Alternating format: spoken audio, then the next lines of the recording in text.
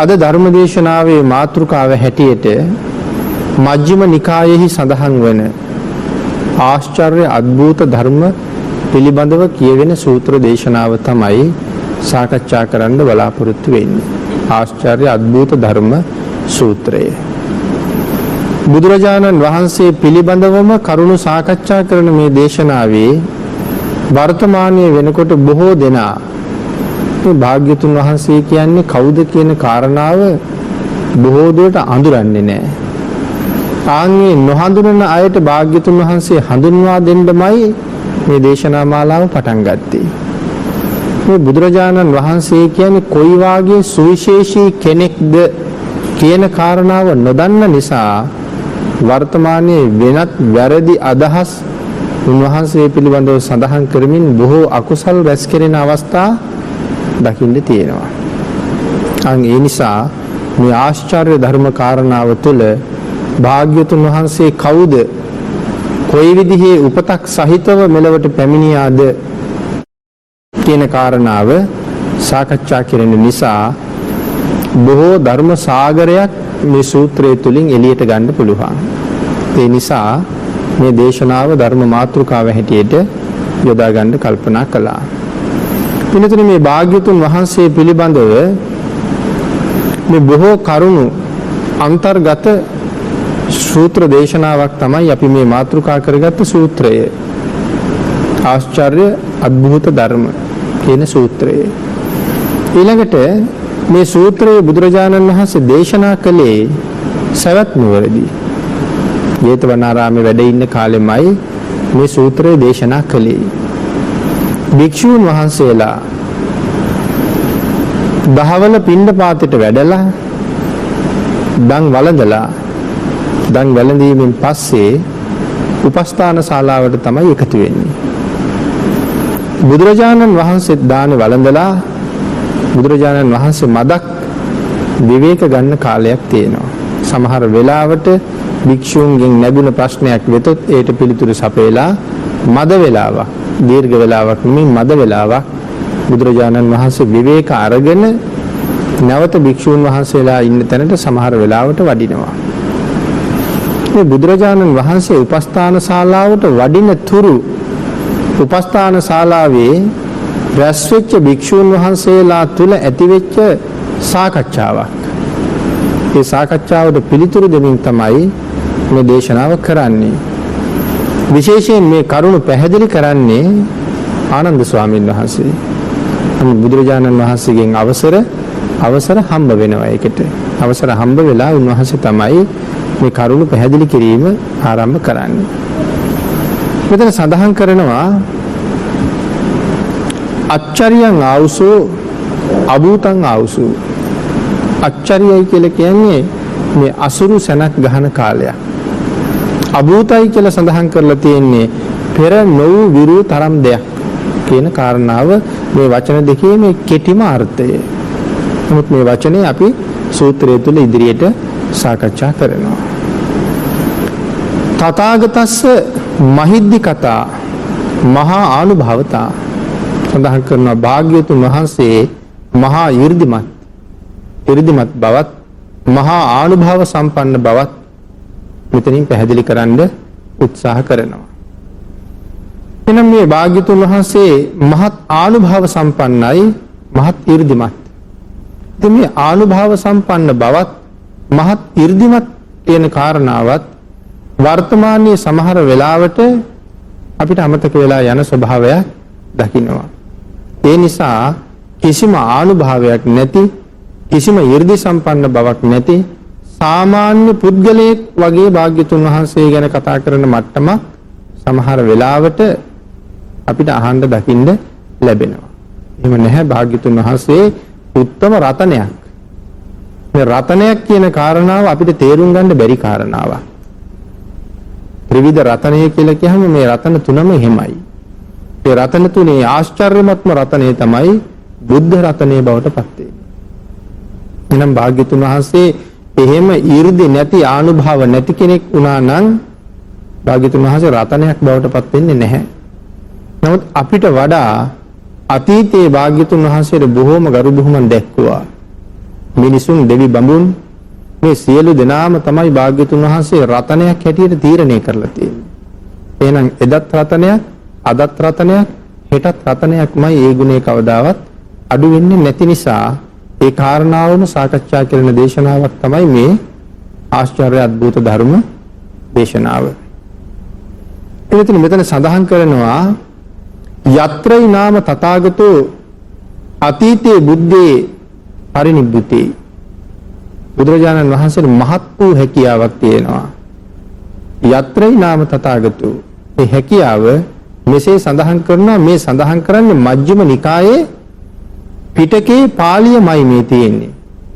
පිටකේ පාළියම තමයි මෙහෙම සඳහන් කරන්නේ යත්‍රයි නාම තථාගතෝ අතීතේ බුද්දේ පරිනිබ්බුතේ.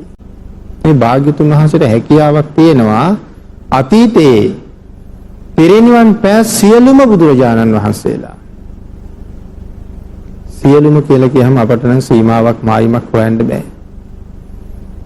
අපි සඳහන් කරන්නේ භාග්‍යතුන් වහන්සේ මේ මහා කල්ප අසංඛ්‍ය 20යි ලක්ෂ 1ක් මේ පාරමී පුරාගෙන යන කාලේ උන්වහන්සේට මුණ ගැහිච්ච බුදුරජාණන් වහන්සේලාගේ ප්‍රමාණයයි 512027ක් කියලා කතා කරන්නේ. නමුත් ඒ ලෝකේ පහළ වෙච්ච සියලුම බුදුරජාණන් වහන්සේලා නෙමෙයි.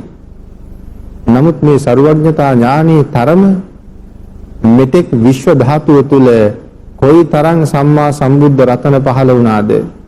ඒ පහළ වෙච්ච සියලුම බුදුරජාණන් වහන්සේලාගේ ජාතිය දන්නවා, නාමය දන්නවා, ගෝත්‍රය දන්නවා, බුදු වෙච්ච වයස දන්නවා, ගිහිගේ අභිනිෂ්ක්‍රමණය කරපු හැටි දන්නවා, වැඩ හිටපු ආයුෂ් කාලයේ ප්‍රමාණය දන්නවා. මේ සියලුම දේවල් සීමාවක් මායිමක් නැහැ. අහවල් බුදුරජාණන් වහන්සේ කියහම ඒ සියලු දෙනා වහන්සේගේ මේ සියලුම තොරතුරු කියන්න පුළුවන් සුවිශේෂී හැකියාවක් බුදුරජාණන් වහන්සේ සතුයි. ඒ නිසාම භාග්‍යතුන් වහන්සේ ඒ කරුණෙන් මත්ම ආශ්චර්යයි. ඒ නිසා මෙතන සඳහන් කරනවා චින්න පපංචේ චින්න වටුමේ පරියාදින්න වට්ටේ සබ්බ දුක්ඛ වීති වත්තේ ආදි වශයෙන් පැහැදිලි කරනවා. මේ වචනවල තේරුම අපි ටිකක් දැනගත්තොත් මෙතන චින්න පපංචේ කියලා කියන්නේ ප්‍රපංච සිඳින ලද කියන කාරණාවයි චින්න පපංචේ කියලා. එනි ප්‍රපංච සිඳින ලද. එහෙමනම් ප්‍රපංච කියලා කියන්නේ මේ තණ්හා මාන දිට්ඨි කියන මේ කෙලෙස් රැස්වන ස්ථාන වලට කියනවා ප්‍රපංච. එහෙනම් කීවේ මේ සමහර කෙනෙක් මේ ප්‍රපංච හරියට රැස් කරන්න හරි කැමති. ප්‍රපංච රැස් කරන ජීවත් වෙලා ඉන්න කාලේ හරියට. ඒ කොහොමද? මෙහෙම සඳහන් කෙරුවොත් සමහර කෙනෙක් හරි කැමති ගීත අහන්න. එහෙනම් ගීත ශ්‍රවණය කිරීම තුළ එතන ප්‍රපංචයක් රැස් වෙනවා. නාට්‍යයක් බලන්න කැමති. ක්‍රීඩා තරඟයක් බලන්න කැමති. තවත් දෙන්නෙක් එක්ක නැත්නම් දෙන්නෙක් සාකච්ඡා කරන තැනක හෝ එහෙම නැත්නම් තව කෙනෙක් ඉන්න තැනකට ගිහිල්ලා ඔහුත් එක්ක ටිකක් පාළුව නැති කරගන්න වගේ අල්ලාප සල්ලාපේ යෙදෙන්නත් කැමතියි. හැබැයි එහෙම යෙදෙනකොට අපිට සිහි නැති හින්දා නිරන්තරයෙන්ම මේ සම්පප්පලාප කියන දේවල් අපෙන් පිට වෙනවා අපි දන්නේම නැහැ. එතකොට ආපහු රැස් වෙන්න පටන් ගන්නවා ආපහු ප්‍රපංචය. ඒ නිසා මෙතන සඳහන් කරනවා මේ නිරන්තරයෙන් ප්‍රපංච අපිට රැස් වෙනවා. ඒ නිසා විශාල වශයෙන් කෙලෙස් ප්‍රමාණයෙන් ඒකෙන් අපිට එකතු වෙන්න පටන් ගන්නවා. ඊළඟට සඳහන් කරනවා තවත් කෙනෙක් Taman ගැන ඊටාම ඉහළ මානයක් තියාගෙන ඉන්නවා. මම බොහොම ගුණවත් කෙනෙක්. මම බොහොම උසස් කෙනෙක්. මම බොහොම කුලවත් කෙනෙක්. මම බොහොම උගත් කෙනෙක්. ඒ ආදි වශයෙන් Taman පිළිබඳව මහත් වූ මානයක් තියාගෙන ඉන්නවා. ඒ මානය තුළින් රැස් වෙන්න පටන් ගන්නේ ආපහු කෙලෙස් ප්‍රමාණය වෙනම එකතු වෙන්න පටන් ගන්නවා. මේකත් කෙලෙස් වර්ධනය කිරීමක්මයි කියලා සඳහන් කරනවා. මේ ආදී වශයෙන් කෙලෙස් වැඩෙන ක්‍රම මේ සංසාරේ බොහෝම තියෙනවා. ඉතින් සීමාවක් නැහැ මේ විදිහට බලහම කෙලෙස් වැඩෙන ක්‍රම. අපි ජීවත් වෙන ලෝකයේ කෙලෙස් වැඩෙන දේවල්ම තමයි තියෙන්නේ. ඒ නිසා සඳහන් කරනවා එසේ කෙලෙස් රැස් වෙන ක්‍රම අතර ඊටාම ප්‍රධාන තැනක් ගන්නවා මෙන්න මේ ප්‍රපංච කියන දේ. කෙලෙස් රැස් වෙන තැන් වල ප්‍රපංච ප්‍රධාන තැනක් ගන්නවා. ඒ නිසා පින්තුනි සඳහන් කරනවා අපේ බුදුරජාණන් වහන්සේ පෙර අතීත ಜಾති අසංඛ්‍ය කෝටි ගණන් ආපස්සට බලමින් දේශනා කළා මේ තරම් බුදුවරු පහළ වුණා. මේ තරම් ලෝකේ මේ තරම්ම බුදුවරු පහළ වුණා කියලා භාග්‍යතුන් වහන්සේ දේශනා කළා. ඒ සියලු දෙනා වහන්සේම සව් කෙලසුන් සින්දා මේ තරම් බුදුවරු පහළ වුණා. ඒ සියලු දෙනා වහන්සේම සියලුම කෙලස් සිඳලා දැම්මා. මේ ප්‍රපංච ඇති වෙන හේතු මේ සියලුම දේවල් සිඳලා දැම්මා. එහෙම දේශනා කරනවා මේ චින්න ප්‍රපංචේ කියලා කියපු කාරණාවට. ඊළඟට චින්න ප්‍රපංචේ මේ සියලු කෙලස් සින්දා කියන කාරණාවයි. ප්‍රපංච කියන්නේ කෙලස් රැස් වෙනවා. චින්න කියලා කියන්නේ කෙලස් සින්දා. එහෙනම් චින්න ප්‍රපංචේ කියලා කියන්නේ කෙලස් සිඳලා දැම්මා කියන කාරණාව. ඊළඟට චින්න වටුමේ කියලා කියන්නේ සංසාර චක්‍රය සින්දා කියන එක. සංසාර චක්‍රයම සිඳලා දැම්මා. ආයති වෙන්නේ ඒකට කියනවා චින්න වටුමේ කියලා. පරියාදින්න වත්තේ කියලා මෙතන සඳහන් කරන්නේ හාත්පසින්ම නැති කරලා දැම්මා. අයි කිසි පැත්තකින් කොහෙන් හරි චුට්ටක් හරි ඉතුරු වෙච්ච තැන ඇත්තම නෑ හාත්පසින්ම සම්පූර්ණයෙන්ම සිඳලම නැති කරලම විනාශ කරලම දැම්ම නිසා පරියාදින්න වත්තේ කියලා සඳහන් කරනවා. සසර අභිභවා ගියා කියන කාරණාව එතන සඳහන් කරනවා. සසරෙන් ඉක්මුණා. අය දැවටෙන්න දෙයක් නෑ. ඊළඟට තුන්වෙනි තව සඳහන් කරනවා මේ චින්න වටුමේ කියලා කියන්නේ කර්මයට. ඒකට කියනවා කම්ම වට්ට. චින්න වටුමේ කම්ම වට්ට කියලා කියනවා තණ්හාව, අවිද්‍යාව ආදී කර්ම. ඒකට කියනවා කම්ම වට්ටේ. ඊළඟට සබ්බ දුක්ඛ වීති වත්තේ සියලු දුක අභිභවා ගියා කියලා කියන එක මේ කියන්නේ විපාක වට්ටේ. එහෙනම් ලෝකේ කම්ම වට්ට සහ විපාක වට්ට දෙකෙන් තමයි මේ සංසාරේ දිගට පවතින්නේ. කම්ම වට්ටයි විපාක වට්ටයි කියලා පැහැදිලි කරනවා. එහෙනම් පින්තුනේ භාග්‍යවතුන් වහන්සේ කොයිතරම් ඊර්ධිමත්ද, කොයිතරම් ආනුභාව සහිතද. මේ අතීතයේ පහළ වෙලා තියෙන සියලුම බුදුරජාණන් වහන්සේලාගේ සියලුම තොරතුරු අපි මුලින් සඳහන් කළා වගේ දන්නවා. සියලුම බුදුරජාණන් වහන්සේලාගේ සියලුම තොරතුරු. අහවල් තොරතුරු මග ඇරෙන්න දෙයක් නෑ. සියලුම තොරතුරු හරියටම දන්නවා. මෙතන කරුණු කීපයක් සිහිපත් කළොත් මේ බුදුරජාණන් වහන්සේ මෙවැනි උසස් කෙනෙක්, උත්තම කෙනෙක් මේ වාගේ ආනුභාව සහිතයි, මෙවැනි නමක් සහිතයි, මෙවැනි ආනුභාව සහිතයි, මෙවැනි නමක් සහිතයි. එවං චජ්ජා, එවං නාමා, එවං ගොත්තා. බුදුරජාණන් වහන්සේලා මෙවැනි උපතක් සහිතයි. ඊළඟට බුදුරජාණන් වහන්සේලා මෙවැනි නමක් සහිතයි. කොහොමද? එවං චජ්ජා, එවං නාමා, එවං ගොත්තා. මෙවැනි පරම්පරාවකින්, මෙවැනි ගෝත්‍රයකින් යුක්තයි, මෙවැනි නමකින් යුක්තයි, මෙවැනි පරම්පරාවකින් යුක්තයි, මෙවැනි ගෝත්‍රයකින් යුක්තයි. එහෙනම් මේ සියලුම බුදුරජාණන් වහන්සේලාගේ මේ කරුණ දන්නවා. ඒකට උදාහරණයක් හැටියට අපි විතර කරුණු එකක් දෙකක් විතරක් සාකච්ඡා කරනවා. එහෙම නැත්නම් සූත්‍රය ඊටාම දීර්ඝ වෙනවා. ඒ කරුණු ඔක්කොම සාකච්ඡා කරන්න. ඒ නිසා භාග්‍යතුන් වහන්සේ සතු මේ ඥානය ගැන භික්ෂූන් තුල කතාවක් උපදිනවා. දැන් මේ කොයි තරම් බුදුරජාණන් වහන්සේලා පහළ වුණාද? උන්වහන්සේලා ගැන අල්ප මාත්‍රයක් නැති ඔක්කොම දේශනා කරන්න පුළුවන් නේ. එහෙනම් මේ බුදුරජාණන් වහන්සේ සතු මේ අපරිමිත ඥාන ශක්තිය පිළිබඳව භික්ෂූන් වහන්සේලා පිළිබඳව උපස්ථාන ශාලාවේ කතාවක් ඇති වෙනවා. අපේ භාග්‍යතුන් වහන්සේගේ හැකියාවේ තරම. ඒක තමයි මේ සූත්‍ර දේශනාවට මුල පුරන තැන. ඒ නිසා සඳහන් කරනවා බුදුරජාණන් වහන්සේලා මෙවැනි සිල් රැක්කා, මෙවැනි සමාධියක් තිබ්බා, මෙවැනි ප්‍රඥාවක් තිබ්බා, මේ විදිහේ මෛත්‍රී කරුණාවක් තිබ්බා. මේ විදිහේ මෛත්‍රී ධානයන් උන්වහන්සේ වඩලා තියෙනවා. මේ ධාන සමාපත්තීන් පිළිබඳව භාග්‍යතුන් වහන්සේ විශේෂයෙන් සඳහන් කර සේක නැත්නම් දන්නා සේක කියලා භික්ෂුන් වහන්සේලා තුල සාකච්ඡා වෙනවා. ඊළඟට සඳහන් කරනවා මෙන්න මේ විදිහෙන් යම් විමුක්තියක් සහිතයි. භාග්‍යතුන් වහන්සේ විමුක්තියක් සහිතයි යනුවෙන් ඒ භික්ෂුන් වහන්සේලා සඳහන් කරද්දී ආනන්ද තෙරුන් වහන්සේ ඒ භික්ෂුන් වහන්සේලාට මෙසේ ප්‍රකාශ කළා. කොහොමද ආනන්ද ස්වාමීන් වහන්සේ ප්‍රකාශ කළේ? අච්චරියෝ චේව ආවුසෝ තථාගතා. එවත්නි තථාගතයන් වහන්සේ ආශ්චර්යයි කියන කාරණාවකුත් තිබෙනවා. ආශ්චර්යයි කියන කාරණාවකුත් තිබෙනවා. ඊට අමතරව අච්චරිය සමන්නාගතාච කියලා එහෙම සඳහන් කරන්නේ භාග්‍යතුන් වහන්සේ ආශ්චර්යයි විතරක් නෙමෙයි. ආශ්චර්යයි කියලා කාරණාවකුත් තියෙනවා. නමුත් ආශ්චර්යයිම විතරක් නෙමෙයි.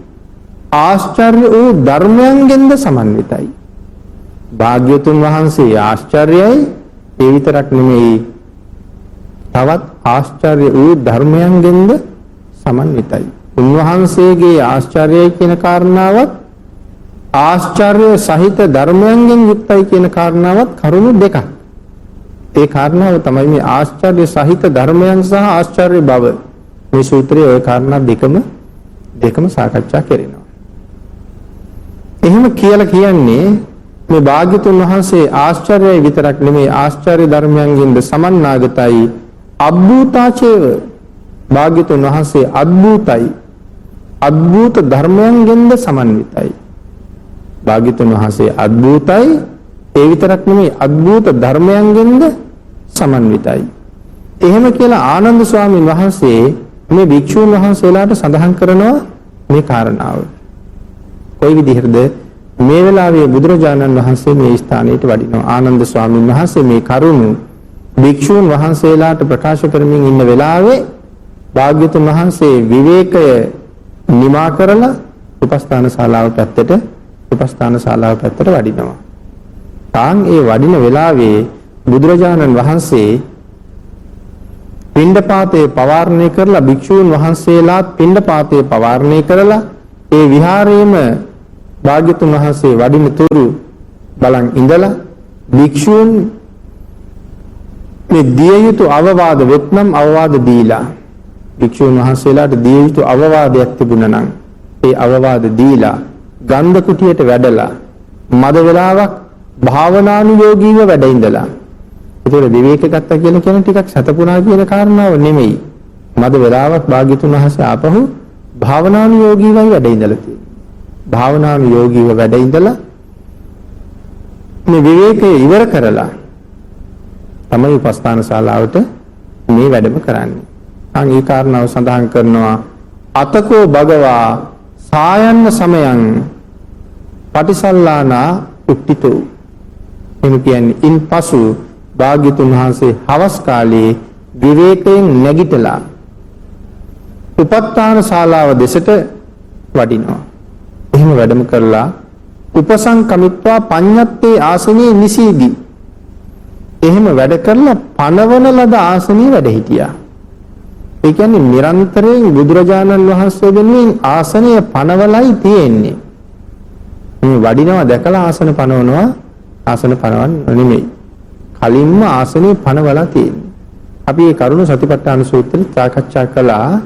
භික්ෂූන් වහන්සේ නමක් තනියම කැලෑවේ භාවනා කරනවා නම් උන්වහන්සේ යටත් පිරිසෙන් ආසනයක් නැත්තම් ලෑලි කෑල්ලක් හරි. එහෙම නැත්තම් තමන්ගේ අතිරේක සිවුරට කොළ පුරවලා ඒක කොට්ටයක් වගේ ඔතලා හරි පැත්තක තියලා තමයි උන්වහන්සේ භාවනා කරන්න පටන් ගන්නේ. මොකද භාග්‍යතුන් වහන්සේ මාදේශ බලාගෙන ඉන්නේ මට වෙන අල්ප මාත්‍ර වැරදක් දැකලා අඩුපාඩුවක් දැකලා මම නිවන් මාර්ගෙන් එළියට යනවා නම් මම ආපහු මාර්ගයට යොමු කරන්න භාග්‍යතුන් වහන්සේ වඩිනවා. ඒ වඩිනකොට මට ආසන පනවන්න වෙලාවක් නැහැ. ඒ නිසා කලින්ම ආසනේ පනවලා තියලා තමයි භාවනාව පටන් ගන්න. එහෙනම් හැම විහාරයකම කලින් ආසනේ පනවලා තියෙන කොයි වෙලාවෙ වැඩිද දන්නේ නැහැ.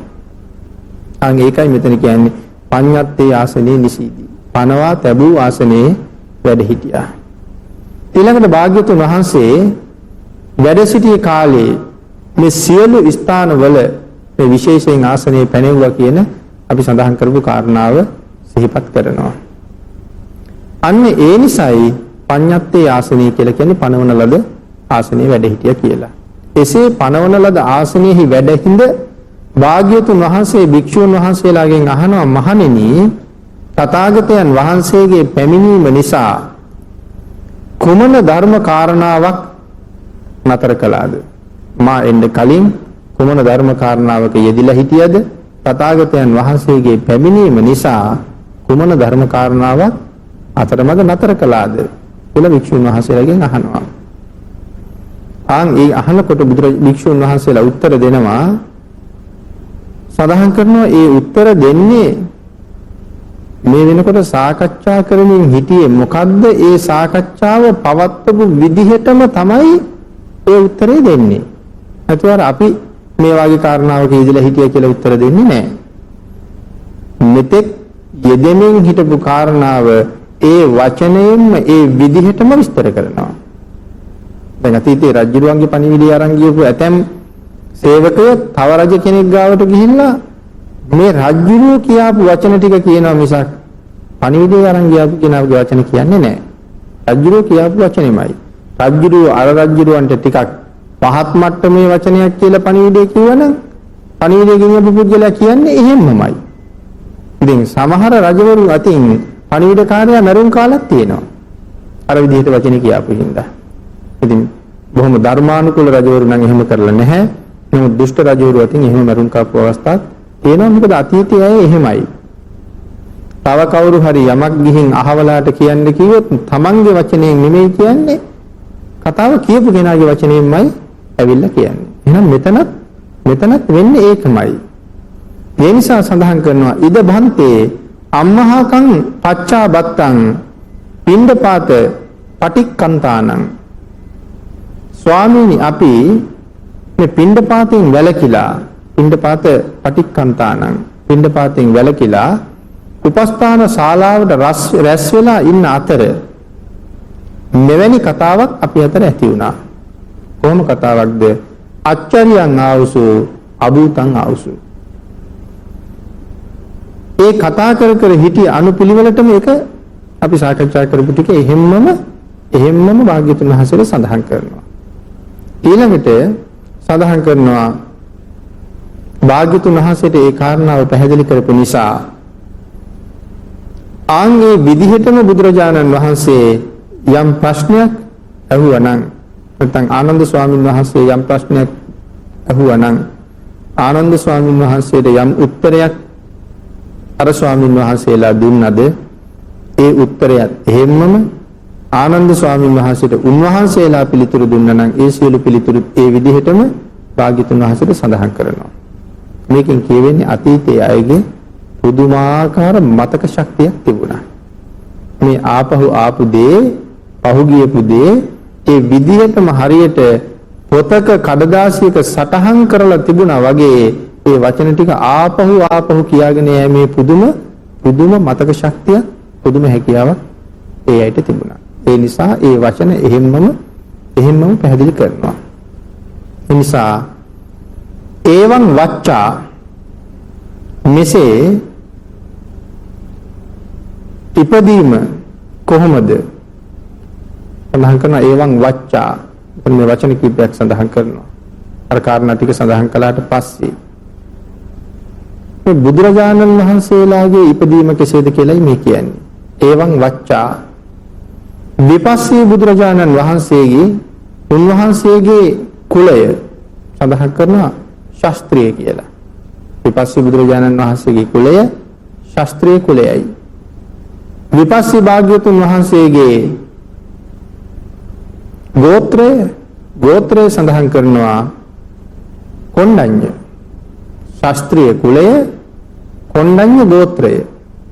ඊළඟට සඳහන් කරනවා කකුසඳ බුදුරජාණන් වහන්සේ කාශ්‍යප ගෝත්‍රය. කකුසඳ බුදුරජාණන් වහන්සේගේ ගෝත්‍රය කස්සප. කස්සප ගෝත්‍රය. අපේ බුදුරජාණන් වහන්සේගේ ගෝතම ගෝත්‍රය. ඒතර ගෝතම කියන නැත්නම් ගෞතම කියලා කිව්වේ ගෝත්‍රය. එතකොට නම සිද්ධාර්ථ. සිද්ධාර්ථ ගෞතම කියලා කියන්නේ නමයි ගෝත්‍රයයි දෙකම ඒකට එකතු කරලා එහෙම සඳහන් කරන්නේ සිද්ධාර්ථ ගෞතම. ගෞතම කියන්නේ ගෝත්‍රය, සිද්ධාර්ථ කියන්නේ නම. ඒවං නාමා ඒවං ගොත්තා. ඊවම නාමයෙන් සිද්ධාර්ථයි, ගෝත්‍රයෙන් ගෞතමයි. ඒවං නාමා ඒවං ගොත්තා. ඒවං සීලා. ඒවං සීලා කියලා කියන්නේ මෙවැනි ලෞකික සීලයකින්ද මෙවැනි ලෝකෝත්තර සීලයකින්ද යුක්තයි. ඒවං සීලා කියලා සඳහන් කරන්නේ ඒක. ඊළඟට භාග්‍යවතුන් වහන්සේගේ මේ මට්ටමේ සිල් තිබුණා. බුදුරජාණන් වහන්සේ ගාව මේ මට්ටම් වල සිල් තිබුණා. ඒවං ධම්මා සමාධි පාක්ෂික ධර්මයන් මෙතන සඳහන් කරලා තියෙනවා. භාග්‍යවතුන් වහන්සේ සතුව මෙන්න මේ විදිහේ සමාධි පාක්ෂික ධර්මයන් තිබුණා. ඒවං පඤ්ඤා ලෞකික හා ලෝකෝත්තර ප්‍රඥාව මෙතන සඳහන් කරලා තියෙනවා. මේ විදිහේ ප්‍රඥා මට්ටම් තිබ්බා. ඒවං විහාරී කියලා කියන්නේ නිරෝධ සමාපත්තිය මේ ආකාරයෙන් උන්වහන්සේ සතුව තිබ්බා. ඒවං විමුක්තා මෙවැනි විමුක්තියෙන් සහිතයි මේ විදිහේ විමුක්තියෙන් භාග්‍යතුන් වහන්සේට තිබුණා කියලා සඳහන් කරනවා. ඊළඟට ධාන වලට කියනවා විස්කම්බන විමුක්තිය. විස්කම්බන විමුක්තිය කියලා ඒතර මොකද්ද මේ විස්කම්බන විමුක්තිය කියලා කියන්නේ? නීවරණයන්ගෙන් මුදවන නිසා. සත්වයා නීවරණයන්ගෙන් මුදවන විමුක්තිය විස්කම්බන විමුක්තිය. ඒකට විස්කම්බන කියලා කියන්නේ නීවරණයන්ගෙන් මුදවන නිසා. මුක්තනම් මිදෙව්වා. මුක්ත කියලා කියන්නේ මිදෙව්වා. එහෙම නැත්නම් මිදිලා තියෙන්නේ. නිදහස් වෙලා තියෙන්නේ කියන කාරණාව. නම් නීවරණයන්ගෙන් මේ වෙනකොට මිදිලා නිදහස් වෙලා ඉන්නේ කියන කාරණාව මුක්තා කියලා කියනවා.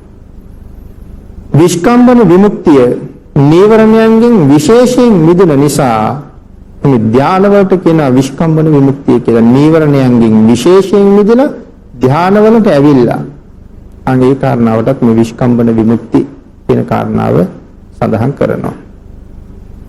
ඊළඟට නিত্য සංඥාව තියෙන වෙලාවට අනිත්‍ය සංඥාව නැති නිසාත්, අනාත්ම සංඥාව තියෙන වෙලාවට ආත්ම සංඥාව නැති නිසාත් මේ විපස්සනා විමුක්තියට කියනවා තදංග විමුක්ති කියලා. මේ විදිහට නিত্য සංඥාව තියෙන වෙලාවට අනිත්‍ය සංඥාව නැති නිසාත්, අනාත්ම සංඥාව තියෙන වෙලාවට ආත්ම සංඥාව නැති නිසාත් මේ කාරණාව තදංග විමුක්ති කියලා එතන සඳහන් කරනවා. ඊළඟට සඳහන් කරනවා ඒ මොකද යම් අංගයක් බලවත් වුණාම අනිත් අංගයෙන් මිදෙන්න පුළුවන් වෙනවා. අනිත් එක අංගයකින් මිදෙන්න තව අංගයක් බලවත් වෙන්න ඕනේ. ලෝභයෙන් මිදෙන්න නම් අලෝභය බලවත් වෙන්න ඕනේ. ද්වේෂයෙන් මිදෙන්න නම් අද්වේෂය බලවත් වෙන්න ඕනේ.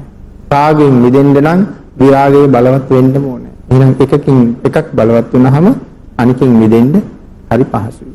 ඒ නිසා සඳහන් කරනවා මේ සෝවාන් සකදාගාමි අනාගාමි අරහත් කියන මේ හතරක් වූ ආර්ය මාර්ග මේ සියලු කෙලෙස් මුලින්ම සිඳලා දාන නිසා මේ සතරක් වූ ආර්ය මාර්ග සිතේ සියලු කෙලෙස් මුලින්ම සිඳලා දානවා.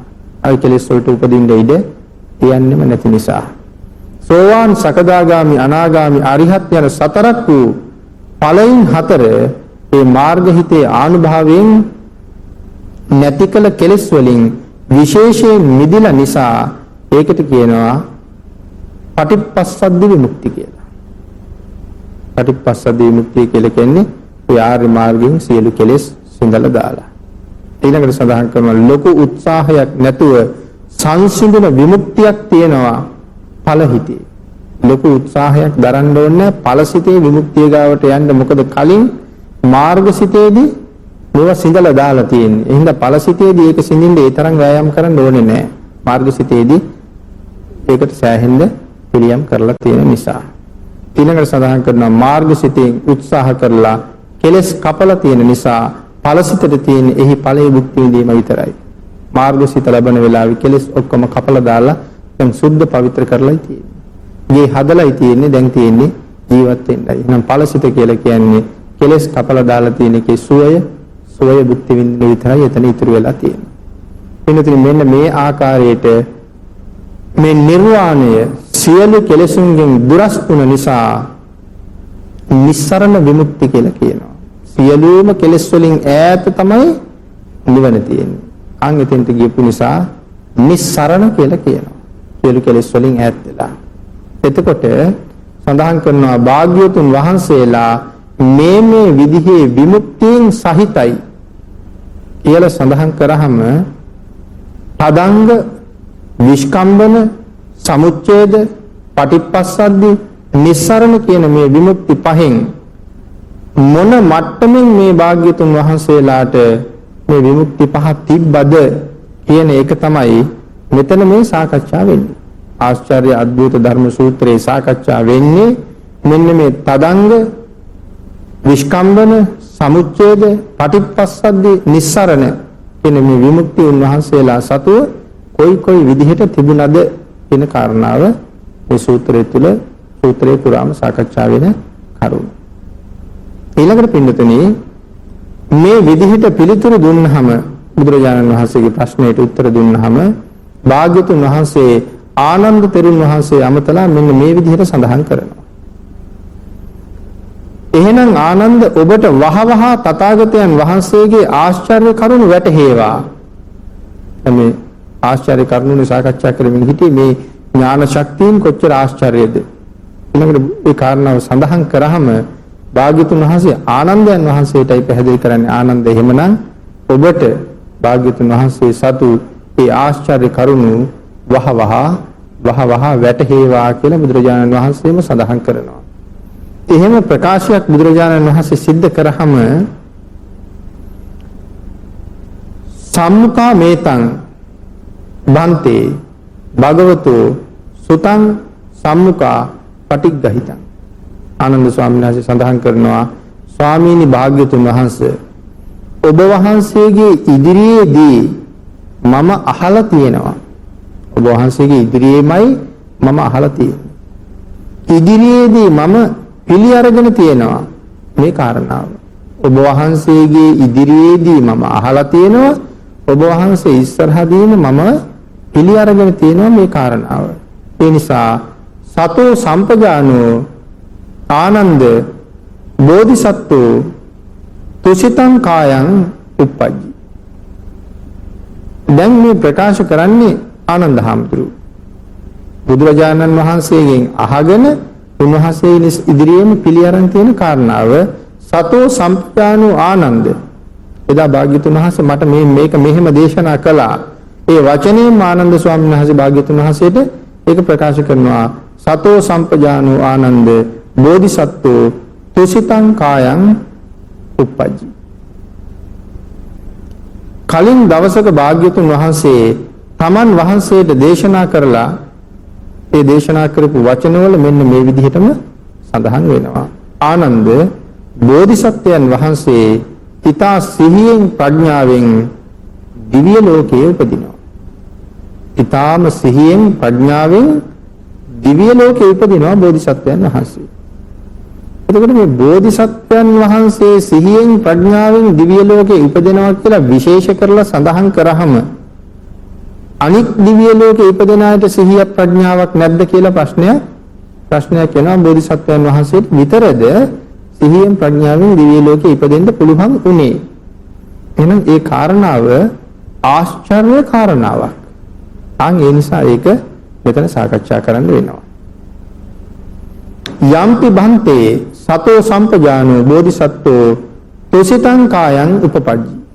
සඳහන් කරනවා යම් විදිහකින් ස්වාමීනි බෝසතාණන් වහන්සේ සිහියෙන් ප්‍රඥාවෙන් තුසිත කයේ උපදිනවා නම් ඉදං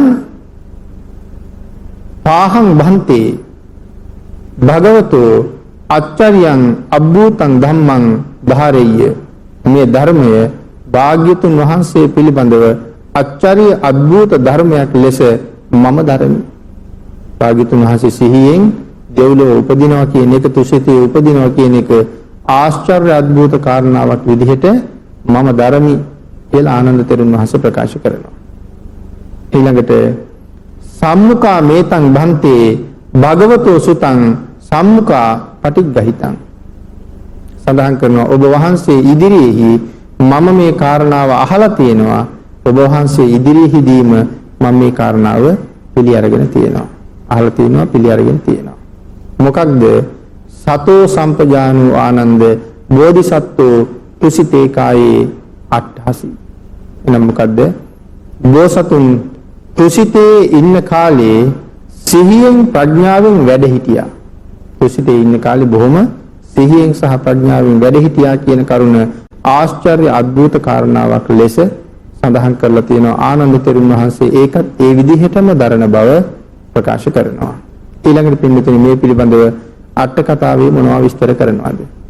අපි මේ සාකච්ඡා කළේ සූත්‍රයේ කරුණ නිසා සූත්‍රයේ තියෙන මේ විදිහට කෙටියෙන්. එහෙනම් අට කතාවේ කොහොමද මේක භාග්‍යතුන් වහන්සේ දීර්ඝව පැහැදිලි කරලා තියෙන්නේ? සතෝ සම්පජානෝ නම් මේ සතෝ සම්පජානෝ කියන වචනේ තේරුම සිහිය සහ ප්‍රඥාවයි සතෝ සම්පජානෝ කියලා කියන්නේ. ඊළඟට සිහිය සහ ප්‍රඥාව කියලා කියහම මොන වාගේ සිහියක්ද මොන වාගේ ප්‍රඥාවක්ද? සඳහන් කරනවා සාත්තක සම්පජඤ්ඤය, සප්පාය සම්පජඤ්ඤය, අසම්මෝහ සම්පජඤ්ඤය, ගෝචර සම්පජඤ්ඤය කියලා කාරණා හතරක් තියෙනවා. සඳහන් කරනවා මේ යම් කෙනෙක් සිහියෙන් යම් දෙයක් කරනවා නම් සිහියෙන් යම් දෙයක් කරනවා නම් එතන තියෙන්නේ ඒක සම්පජඤ්ඤයයි. සිහියෙන් යමක් කරනවා නම් ඒ කාරණාව සම්පජඤ්ඤයයි කියලා සඳහන් කරනවා. සිහියෙන් වැඩ කරන එක සම්පජඤ්ඤයයි. එනම් සිහිය මනාව පවත්වමින් සිහියෙන් වාසය කරමින් සිහියෙන් ඉඳ ගැනීම ආදී වශයෙන් ඒක එහෙමයි. ඊළඟට සඳහන් කරනවා මේ කාරණාව විස්තරාත්මකව කොහොම අපි දැනගන්නවද මේ සම්පජඤ්ඤය කියන එක? තව කෙනෙක් යම් වැඩක් කරමින් ඉන්න අතර තවත් කවුරු හරි ඔහුට කතා කරනවා. දැන් අතන සම්පජඤ්ඤය කියලා කිව්වේ සිහියෙන් වාඩි වෙලා ඉන්නවා. සිහියෙන් ඉන්නවා. දැන් මෙතන තවත් කෙනෙක් යම් වැඩක් කර කර ඉන්නවා. වැඩක් කර කර ඉන්නකොට තව කෙනෙක් ඔහුට කතා කරනවා. නැත්නම් තව කවුරු හරි කතා කරනවා ඇහෙනවා. එහෙම වෙලාවට වෙනස් පිරිසකගේ කතාවක් ඇහෙනවා හෝ පිරිසක් නැත්නම් එක්කෙනෙක් Tamanට කතා කරනවා සඳහන් කරනවා. එතකොට මේ සිහියෙන් සහ ප්‍රඥාවෙන් ඉන්න කෙනාට හිතෙනවා කවුරු හරි කතා කරනවා ඔළුව උස්සලා බලන්න ඕනේද? මේ හරි සිහියෙන් ඉන්නේ. Tamanගේ වැඩේ කර කර ඉන්නවා එක්ක පිරිසක් එහා පැත්තේ කතා කර කර ඉන්නවා. නැත්නම් කෙනෙක් ඇවිල්ලා කෙලින්ම මට කතා කරනවා. මම ඔළුව උස්සලා බලන්න ඕනද? ඒකට මේ සිහියෙන් ප්‍රඥාවෙන් ජීවත් වෙනවා කියන එක අපි හිතනවට වඩා හරි ගැඹුරු තැනක තියෙන්නේ. ඇයි මේ ඔළුව උස්සලා බලන්න ඕනද කියලා හිතෙන්නේ? ඒ කාරණාව සඳහන් කරනවා ඒ බැලීම කුසලයක් සඳහාද? දැන් අරයා මට කතා කරනවා. එයා දිහා මම බැලුවොත් ඒ බැලීම කුසලයකට හේතු වෙනවද? එහෙම නැත්නම් ඒ බැලීම අකුසලයක් සඳහා හේතු වෙයිද? මම තීරණය කරන්න ඕන දැන් අඬ ගහන පුද්ගලයාගේ හැටියට සමහරලාට දන්නවනේ අඬ ගහන්නේ අහවලා. අපිම අනුමාන කරනවානේ මෙයා නම් මේ අඬ ගහන්නේ මේ වැඩේටයි. එහෙනම් මගේ මනසින් තීරණය කරන්න මොහු කතා කරන්නේ පිනක් සඳහාද පවක් සඳහාද? පිනක් සඳහා අඬ ගහනවා නම් ඔය උසලා බැලුවට කමක් නැහැ. අකුසලයක් සඳහා අඬ ගහනවා නම් ඔළුව උස්සනවද නැද්ද කියන කාරණාව තමන් තීරණය කරන්න ඕනේ. මේ සිහියෙන් ප්‍රඥාවෙන් ඉන්නවා කියලා කියන්නේ ඒකට. එහෙනම් අකුසලයක් සඳහා නම් බලන්න අවශ්‍ය නැහැ කියලා තමන්ම තීරණය කරන්න ඕනේ කියලා සඳහන් කරනවා. ඊළඟට මේ සප්පාය කියලා කියන්නේ සප්පාය සම්පජඤ්ඤය. ඊළඟට සප්පාය කියලා කියන්නේ ඒක කුසලයක්. නමුත් මේ වෙලාවේ කරන්න උවමනා කුසලයක්ද කියලා හිතලා බලන්න ඕනේ. දැන් අරයාමට අඬ ගහනවා. මම දන්නවා අඬ ගහන්නේ යා පින්කමක් කරන්න. මේ වෙලාවේ ඒ පින මා විසින් කළ යුතුද නැද්ද කියලා වෙනම තීරණය කරන්න ඕනේ. ඒ කාරණාව එතකොට කොහොමද මේ වෙලාවේ කළ යුතුද නැද්ද කියන තීරණයට එන්නේ.